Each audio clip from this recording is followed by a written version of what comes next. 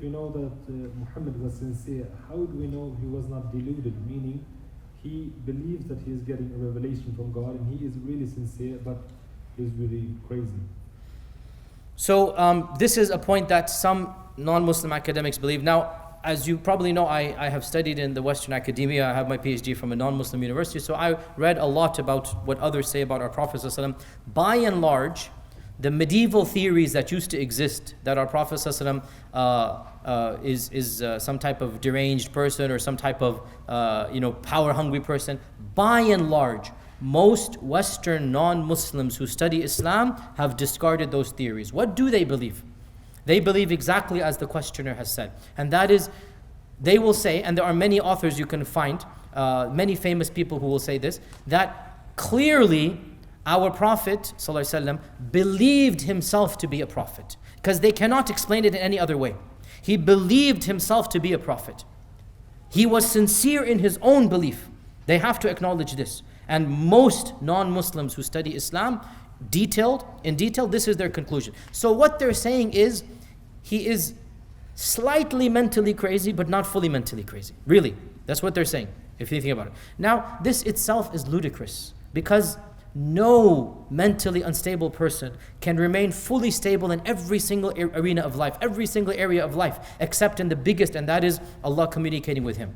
Go and see in the mental asylum. Go and see. Can you find anybody who is 100% sane in being a father, being a husband, in being a leader, being a military warrior, being everything, and then he is insane because he thinks he's hearing voices? Think about it. This doesn't happen.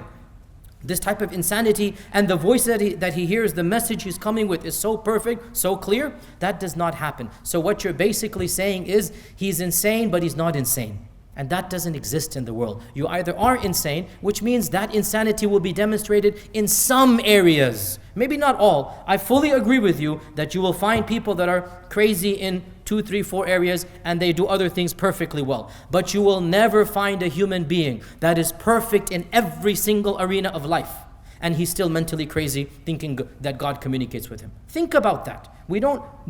This doesn't happen. And so the claim that he's crazy but not crazy, that he's crazy partially but not fully, this is a non-existent human phenomenon. And on top of this, all of these other factors of the Quran itself and the message of the Quran and the content of the theology, put it all together, and you really have to ask yourself, how many excuses must you invent to deny the most obvious excuse, the most obvious explanation? Right? The most obvious explanation, this man was true and he's a prophet of God. If you want to make an excuse, wallah, you can deny the sun is shining right now. You can deny it.